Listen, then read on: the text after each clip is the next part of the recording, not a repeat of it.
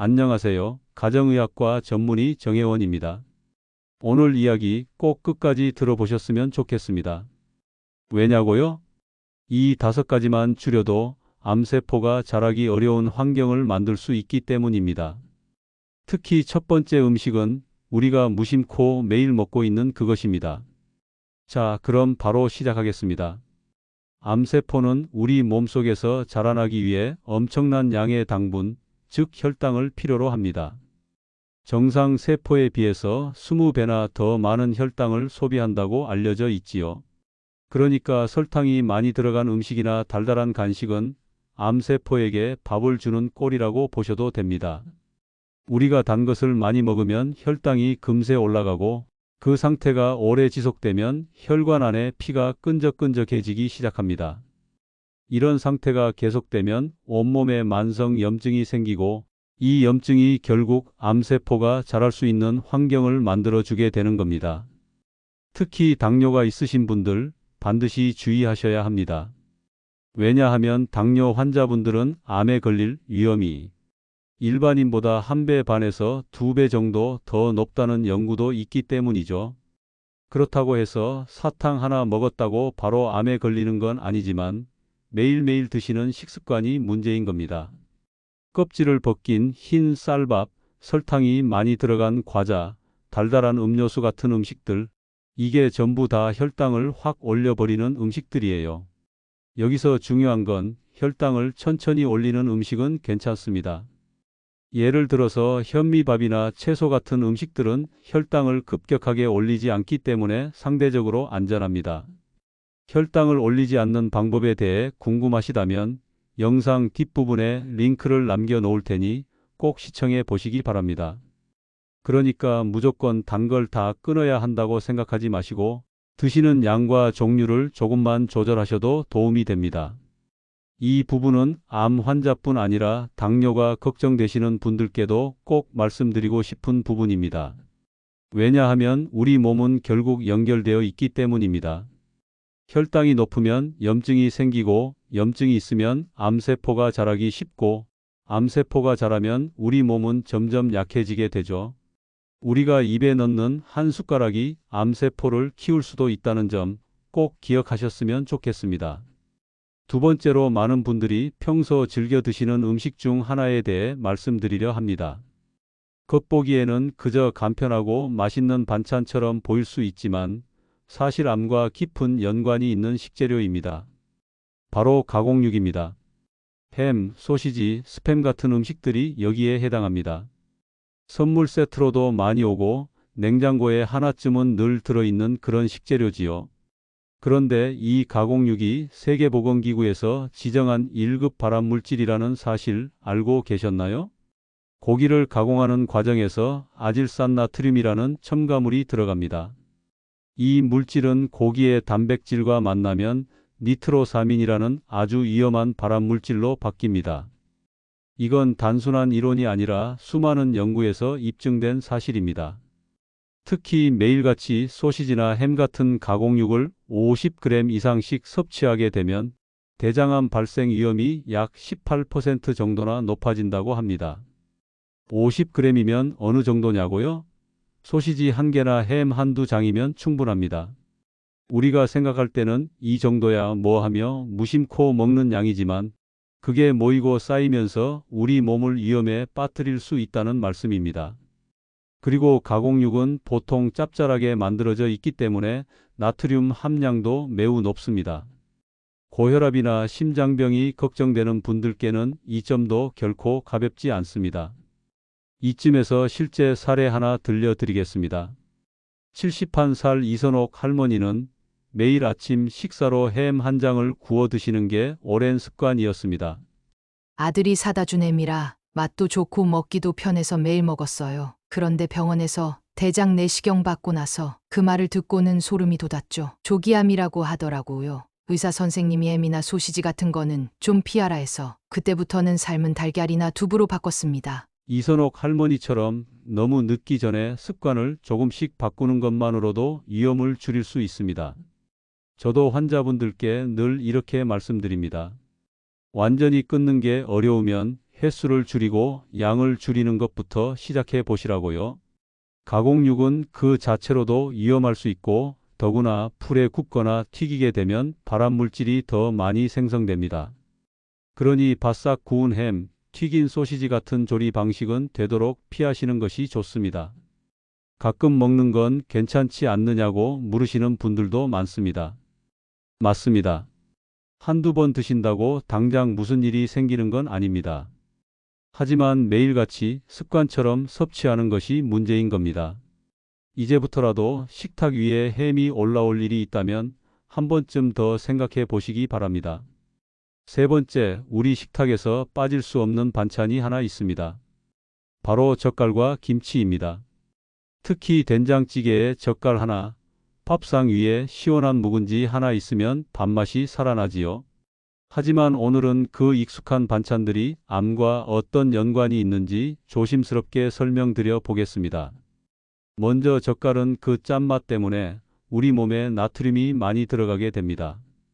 그런데 단순히 짜서 문제가 되는 게 아니라 젓갈을 만드는 과정에서 아질산 나트륨이라는 물질이 생기고 이게 단백질과 만나면 니트로사민이라는 발암물질로 변하게 됩니다. 이건 가공육이 발암물질로 분류되는 원리와 아주 비슷합니다. 그래서 세계보건기구 산하의 연구기관에서는 염장생선, 즉 소금에 절인 생선을 1급 발암물질로 분류하고 있습니다. 젓갈도 그와 유사한 방식으로 만들어지기 때문에 지나친 섭취는 암 발생 위험을 높일 수 있다는 것이 현재까지의 연구 결과입니다.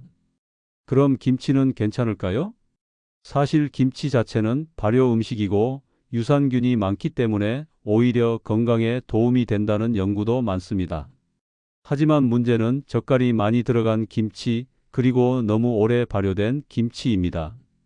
젓갈을 많이 넣은 김치일수록 니트로사민의 함량이 높다는 연구 결과가 있습니다. 특히 남쪽 지역에서 많이 담그는 까나리 액젓, 멸치 액젓이 많이 들어간 김치는 발암물질 수치가 더 높게 나타났다는 분석도 있지요. 뿐만 아니라 발효 온도와 기간도 매우 중요합니다. 섭씨 17도 이상의 온도에서 김치를 오래 발효시키면 안에 있는 발암물질의 양이 급격히 증가하게 됩니다.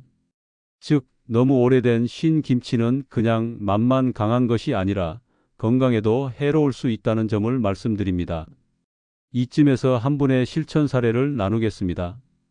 69살 유미자 할머니는 매일 아침에 김치를 꼭 챙겨 드시는 분이셨습니다. 그런데 건강검진 결과 위 점막에 이상이 있다는 소견을 받고 상담을 하러 오셨어요. 선생님, 저는 김치를 너무 좋아해서 밥보다 김치를 더 많이 먹어요. 젓갈 안 넣으면 맛이 안 나잖아요. 근데 요즘엔 걱정이 돼서 젓갈 안 넣고 김치 담가봤어요. 좀 싱겁긴 한데 속은 훨씬 편해졌어요. 유미자 할머니처럼 모든 김치를 끊는 것이 아니라 젓갈을 줄이고 덜 절인 김치를 선택하는 것만으로도 큰 도움이 됩니다. 그리고 냉장고에 보관하는 온도를 섭씨 5도 이하로 유지하신다면 발암물질 생성도 훨씬 적어집니다. 익숙한 음식일수록 변화가 어렵습니다. 하지만 작은 습관의 변화가 몸속의 염증을 줄이고 암세포가 자라기 어려운 환경을 만들어 줄 수 있습니다. 맛을 포기하라는 이야기가 아니라 방법을 바꾸어 보시자는 제안입니다. 네 번째, 어르신들 중에는 뼈 건강을 위해 우유를 챙겨 드시는 분들 많으시지요. 텔레비전에서도 하루에 2잔씩 마시라 권장하고 광고에서는 성장에 좋다, 골다공증에 좋다는 말도 자주 들립니다. 그런데 오늘은 이 우유가 어떤 분들에겐 조심해야 할 식품일 수 있다는 이야기를 드리려고 합니다.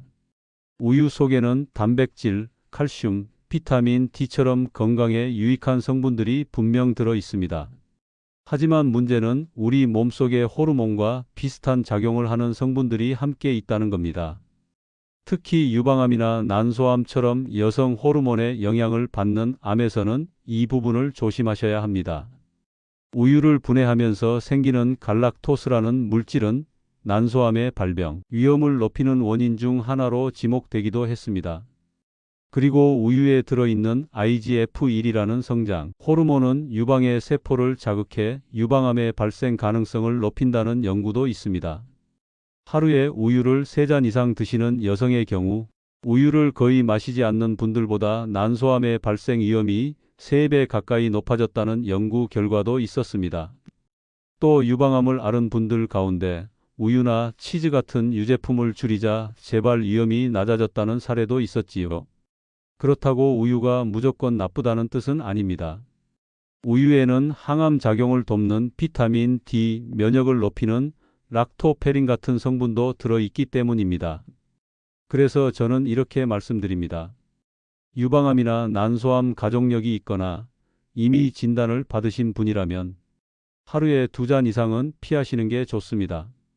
이 부분은 단순한 권고가 아니라 체질에 따라 조절이 필요하다는 뜻입니다.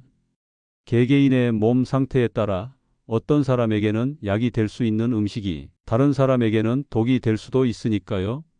저희 병원에 오셨던 72살 김정숙 할머니의 사례를 잠깐 들려드릴게요. 정숙 할머니는 평소 건강식에 관심이 많으셔서 우유를 하루에 4잔 정도 드시는 습관이 있으셨어요. 저는 그냥 우유가 건강에 좋다고 해서요. 커피 대신 우유 마시고 아침에도 1잔, 저녁에도 1잔 꼭 챙겼어요. 그런데 유방암 수술하고 나니까 선생님이 유제품 좀 줄이라고 하시더라고요. 그래서 두유로 바꿨어요. 두유는 속도 편하고 몸도 가벼워진 것 같아요. 김정숙 할머니처럼 자신의 몸에 맞게 조금만 방향을 바꿔도 부담 없이 실천할 수 있습니다. 우유 자체를 나쁘다고 보진 않지만 양과 상황을 고려해서 섭취하는 것이 더 중요하다는 말씀을 드립니다. 마지막 5번째, 우리 어르신들 중에도 튀김 좋아하시는 분들 많으시죠? 바삭한 튀김옷, 고소한 맛, 입맛 없을 때는 튀김 하나로도 밥 한 그릇 뚝딱이니까요. 하지만 오늘은 이 튀김이 암세포에 산소를 차단하는 가장 강력한 음식 중 하나라는 점 꼭 알려드리고 싶습니다. 암세포는 산소가 부족한 환경에서 자라납니다. 이걸 와버그 효과라고 하는데요. 건강한 세포에 산소 공급이 줄어들면 그 세포는 점점 암세포처럼 변하게 됩니다. 그리고 산소가 세포로 들어가려면 세포를 감싸고 있는 세포막이 부드러워야 하죠. 이 세포막은 바로 우리가 먹는 기름, 즉 지방으로 만들어집니다. 그런데 문제는 좋지 않은 기름을 자주 먹게 되면 이 세포막이 딱딱하고 단단해집니다. 결국 산소가 잘 통과하지 못하게 되고 암세포가 자라기 좋은 조건이 만들어지는 겁니다. 튀김 음식은 보통 높은 온도에서 기름을 여러 번 가열해서 만들죠. 이 과정에서 아크릴, 라마이드, 벤조피렌 같은 발암물질이 생기게 됩니다. 뿐만 아니라 기름을 재사용할수록 이 발암물질의 양이 기하급수적으로 늘어나기 때문에 밖에서 사 먹는 튀김은 특히 조심하셔야 합니다. 여기서 중요한 건 기름의 종류에 따라 암을 예방하거나 유발할 수도 있다는 점입니다. 요즘 흔히 쓰는 콩기름, 해바라기 씨유, 카놀라유, 포도씨유는 대부분 오메가6 지방산이 높은 기름입니다. 이 오메가6가 몸에 과도하게 쌓이면 염증을 유발하고 결국 암의 환경을 만들게 됩니다. 반면 아보카도유나 퓨어 올리브유는 오메가3와 오메가9이 많아 세포막을 부드럽게 유지해주고 높은 온도에서도 잘 견디기 때문에 튀김용으로도 상대적으로 안전한 편입니다. 기름을 고르실 때 꼭 기억하셨으면 좋겠습니다. 어떤 기름이냐보다 더 중요한 건 어떻게 쓰느냐입니다. 튀김은 되도록 짧은 시간, 낮은 온도에서 그리고 기름은 한 번만 사용하시는 것이 가장 좋습니다. 68살 윤동섭 할아버지께서 이런 경험을 들려주신 적이 있습니다. 예전엔 기름 아까워서 한 번 튀기고 또 쓰고 했거든요. 근데 어느 날부터 위가 쓰리고 속이 불편하더라고. 병원 갔더니 간 수치도 올라가 있고 의사 선생님이 기름 재사용은 절대 하지 말라고 하시더라고요. 지금은 한 번 튀기고 나면 미련 없이 버립니다. 그랬더니 속도 편하고 몸도 가벼워졌어요. 윤 할아버지처럼 기름 한 번 아끼는 대신 건강을 잃지 않도록 하셔야 합니다. 특히 고온에서 튀기는 요리보다는 찌거나 굽는 방식으로 바꾸는 것만으로도 우리 몸에 들어가는 해로운 기름의 양을 훨씬 줄일 수 있습니다. 건강은 아주 작은 변화에서 시작됩니다. 튀김을 안 먹는 게 아니라 조금 줄이고 좋은 기름을 쓰고 재사용하지 않도록 관리하는 것, 그게 바로 암 예방의 첫 걸음입니다. 오늘 말씀드린 5가지 음식들 모두 우리가 자주 먹는 익숙한 식재료들입니다. 그래서 더 무섭고 그래서 더 조심해야 합니다. 지금이라도 알고 조절하신다면 우리 몸은 충분히 회복할 수 있습니다. 아무리 늦었다고 느껴지는 순간에도 건강은 오늘부터 다시 시작할 수 있습니다. 여러분의 식탁이 곧 여러분의 약이 될 수 있기를 바랍니다.